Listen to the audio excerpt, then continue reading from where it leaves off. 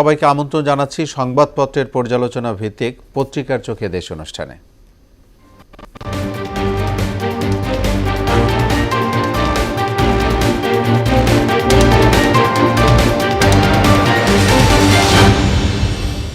দর্শক, আলোচনায় আজকের অতিথি মোহনা টেলিভিশনের বার্তা সম্পাদক সুমন মুস্তাফিজ। জি সুমন মুস্তাফিজ, আপনাকে স্টুডিওতে স্বাগত। ধন্যবাদ।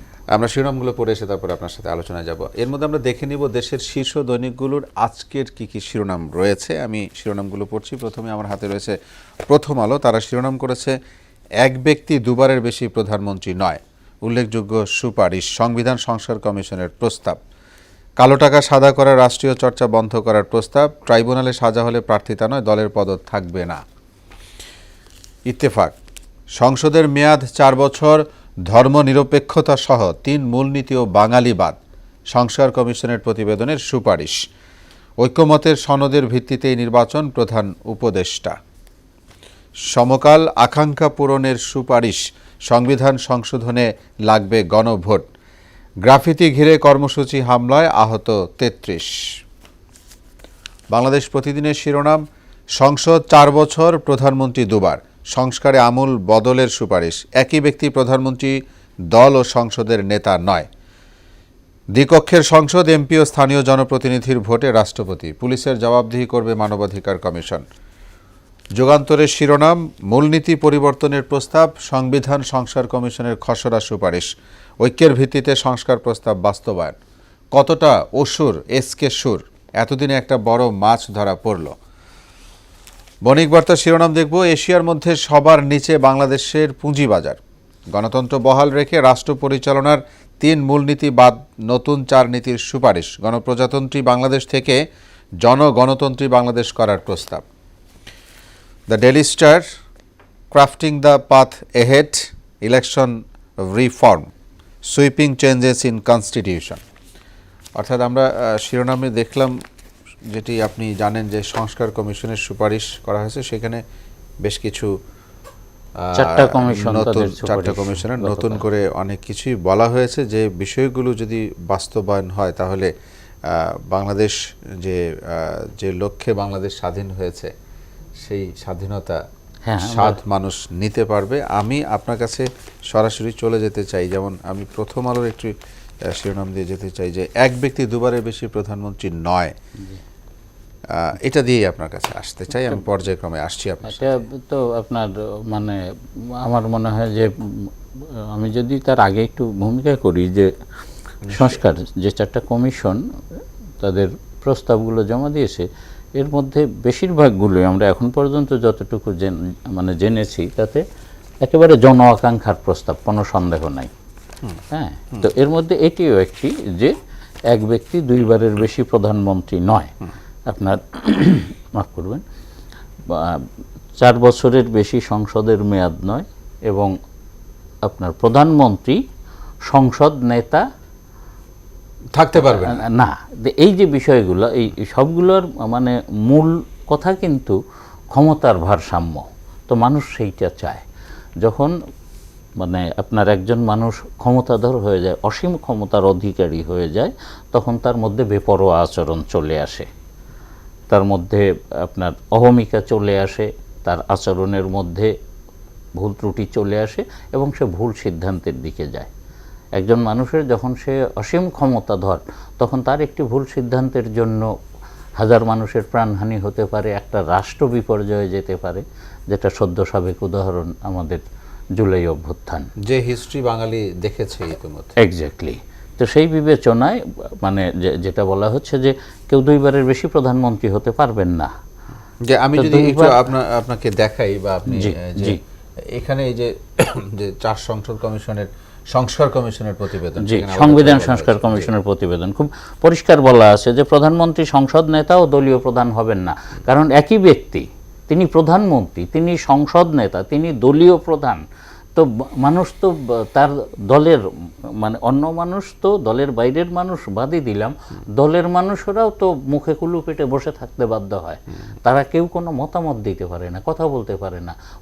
প্রধানমন্ত্রী যদি প্রধানমন্ত্রী অবস্থায় তার মন্ত্রীরা, এমপিরা তার কাছে জিম্মি। তিনি যখন সংসদ নেতা তখন সংসদ সদস্য হিসেবে সংসদ সদস্যরাও তখনও তার কাছে মুখে কুলুপ। হ্যাঁ, তো মানুষ কথা বলবে আবার যখন তিনি দলীয় প্রধান, হ্যাঁ, তখনও সে মাঠের রাজনীতিতে উনি আবার আর কেউ কথা বলার নাই তার তো উপরে। এইটার সবচেয়ে বড় অর্থ হলো যে ক্ষমতার রেশ টেনে ধরা কিংবা ক্ষমতার একটু বিভাজন বিকেন্দ্রীকরণ, যেটা খুবই দরকার। আমি মনে করি যে আপনার এই ক্ষমতা, অসীম ক্ষমতার অধিকারী হওয়াটাই মানুষকে দুর্বৃত্তায়নের দিকে ঠেলে দেয়, মানুষকে আপনার এটা স্বৈরাচারী স্বৈরাচারী যেটা দিকে দম্ভ অহমিকা বা ভুল ঠেলে সিদ্ধান্ত দেয়। নেওয়া যেগুলো তো সেই আপনি হিসাবে বলছিলেন। নিঃসন্দেহে এইটা ভালো। আরও একটি কথা যেটা বলা হয়েছে যে দ্বিকক্ষ বিশিষ্ট পার্লামেন্ট, মানে 2 স্তরের পার্লামেন্ট, এবং পার্লামেন্টের মেয়াদ আমরা জানি যে 5 বছর ছিল, সেটাকে 4 বছর করতে বলা হয়েছে। এটা নিঃসন্দেহে ভালো উদ্যোগ আমরা মনে করি, এবং আশা করব আমরা যে রাজনৈতিক দলগুলোর সাথে আলোচনা করে এটি চূড়ান্ত হবে। এখন তো এগুলো প্রস্তাব মাত্র। আমরা আশা করব যে রাজনৈতিক দলগুলো সাধারণ জনতার মনের কথা বুঝতে পেরে, তাদের মনোভাব বুঝতে পেরে এইগুলোর সাথে একমত হবেন। আরও যদি সংস্কার নিয়ে আপনার বলি, নির্বাচন ব্যবস্থা সংস্কার, সেখানে না ভোটের ব্যবস্থা রাখা হয়েছে। বলা হয়েছে যে আপনার 40 ভাগের বেশি না ভোট পড়লে, মানে বেশি না ভোট বেশি পড়লে ওই নির্বাচন বাতিল হবে, এবং ওই প্রার্থীরাও বাতিল করা হবে। ওই প্রার্থীরাও আর পুনরায় প্রার্থী হতে পারবেন না। নিঃসন্দেহে ভালো উদ্যোগ। আমরা জানি আমাদের এই আগের মানে স্বাধীনতা উত্তর বাংলাদেশের নয়, এই গত 3টা নির্বাচনকে যদি উদাহরণ হিসেবে নিয়ে আসি, আমি সরাসরি নাম বলতে চাচ্ছি না, এমন অনেক আলোচিত, সমালোচিত, নিন্দিত, নিগৃহীত ব্যক্তি, হ্যাঁ, অন্তত এই মুহূর্তে আমি 1 ডজন নাম বলে ফেলতে পারবো, মাদক ব্যবসায়ী, সন্ত্রাসী, হ্যাঁ, বোমা প্রস্তুতকারী, এরকম ব্যক্তি আপনার সরকারি দলের মানে আওয়ামী লীগের বড় বড় পদে জনপ্রতিনিধি ছিলেন, বড় জায়গায় বসে আছে। খুব পরিষ্কার মানুষ দেখে আসছে, স্বাধীনতার পর থেকেই মানুষ দেখে আসছে যে মানে যার ঘরে একবেলা চুলা জ্বললে আর একবেলা চুলা জ্বলতো না, একবার এমপি হয়ে তিনি মানে শিল্পপতি বনে গেছেন, 1000 কোটি টাকার মালিক। এবং এই যে দুর্নীতিগ্রস্ত মানসিকতা, এটার রেশ টানা মানে কোনো বিকল্প নাই, ধরতে হবে। এবং সেই জায়গায় আমরা যদি আপনার দুদক সংস্কার কমিশনের জায়গাটায় আসি, সেইখানে দুদকও সম্ভবত সর্বমোট 47টা প্রস্তাব আছে, দুদকের ভালো ভালো প্রস্তাব আছে। এর মধ্যে 1 নম্বর যেটা বলা হয়েছে যে দুদককে সাংবিধানিক প্রতিষ্ঠানের স্বীকৃতি দেওয়া, এটা খুবই জরুরি। আপনার এই ধরনের অটোনোমাস বডিগুলো, সংস্থাগুলো যতগুলো আছে, যেমন আপনার বিআরটিসি, বিটিআরসি থেকে শুরু করে যে সংস্থাগুলো, সেগুলো মানে এক ধরনের স্বায়ত্ত শাসন, এবং অবশ্যই স্বায়ত্ত শাসন প্রতিষ্ঠানগুলোতেও যদি সরকারের হস্তক্ষেপ থাকে, তাহলে কি তারা স্বাধীনভাবে কাজ করতে পারে? না, পারে না। সেই জায়গাটাতেই বলা হয়েছে যে সাংবিধানিক, এই জন্যই সুপারিশ করা হয়েছে সাংবিধানিক প্রতিষ্ঠানের। দেখেন আমাদের এখানে একটা চর্চা আছে যে দুর্নীতির বিরুদ্ধে আমরা চিৎকার চেঁচামেচি, বিভিন্ন প্রতিষ্ঠান কথা বলে, এগুলো সবই পোশাকি কথা, সাধারণ মানুষও সেটা বুঝতে পারেন। আমি আপনি গণমাধ্যম কর্মী হিসেবে আমরা বুঝি তাই না, শুধু এখন সাধারণ মানুষও বুঝতে পারে। আপনি সঠিক বলেছেন যে দুর্নীতি নিয়ে আমাদের যে চর্চা, আমাদের যে কথোপকথন, আমাদের যে মিডিয়া ট্রায়াল, এগুলো সব মানুষ বুঝতে পারে এবং তারা হাস্যকর মনে করে এই ইস্যুগুলোতে। আমি দুর্নীতির গোড়া, ওপর থেকে পানি গড়াচ্ছে, আমি ওপরের সোর্স বন্ধ না করে নিচে বাদ দিয়ে কোনোভাবেই পানি আটকাতে পারবো না, এটা খুব সাধারণ কথা। তা আমি দুর্নীতি করার স্কোপ তৈরি করে রেখেছি, আবার দুর্নীতি বিরোধী কথা বলছি।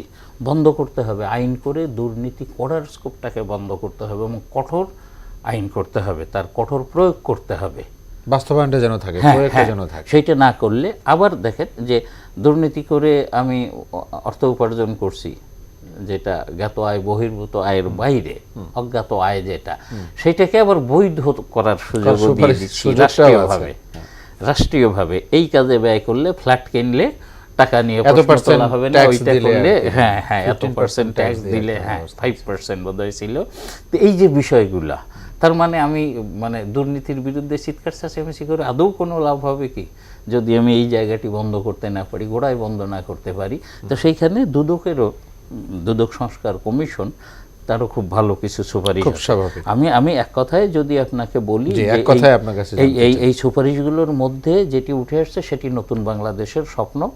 আমাদের প্রত্যাশা থাকবে যে রাজনৈতিক দলগুলোর সাথে আলোচনা করে এই সিদ্ধান্ত চূড়ান্ত করা হবে, প্রস্তাবগুলোকে চূড়ান্ত করা হবে। আমরা আশা করব যে রাজনৈতিক দলগুলো এতে সমর্থন জানাবেন এবং একমত হবেন।